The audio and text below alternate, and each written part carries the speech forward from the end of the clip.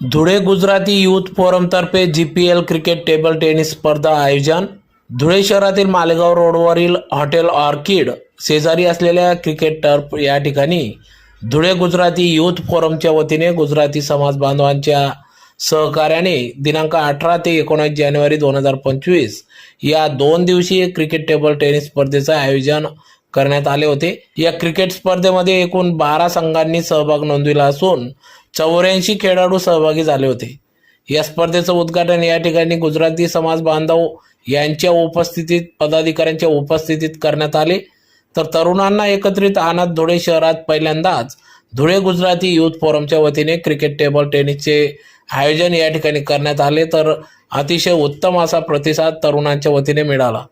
या तरुणांना प्रोत्साहन मिळावे, तरुणांना एकत्रित आणून त्यांना ऊर्जा देण्याचं कार्य या ठिकाणी गुजराती यूथ फोरमच्या वतीने करण्यात आले। यासाठी धुळे जिल्हा गुजराती समाज बांधवांचे सहकार्य लाभले। तर या प्रसंगी या ठिकाणी ॲडव्होकेट संजीव वाणी, रिद्धी शहा, डॉक्टर विशाल वाणी, भूषण शहा, स्मित पटेल, मिलन पटेल, कल्पेश पटेल, सोनम पटेल आदी सर्व पदाधिकारी या ठिकाणी उपस्थित होते।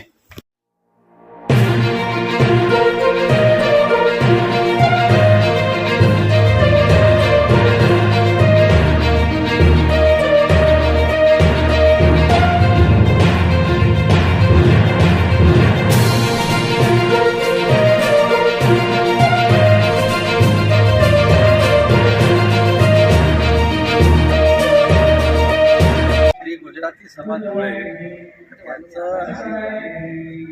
गुजराती यूथ फोरम या तरुण मुलांनी स्थापन केले।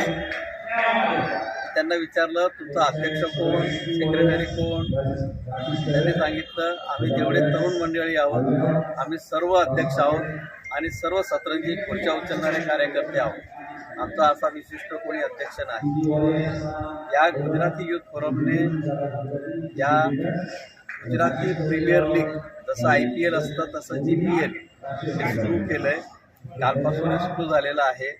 हेतू एकच आहे त्यांचा की गुजराती तरुण मुलं हे एकत्र यावी, त्यांच्यातील परस्पर प्रेम आदर हा एकत्र यावा, या निमित्ताने ते एकत्र येऊन पुढील पिढी तयार व्हावी हा त्यामागील खरा हेतू आहे।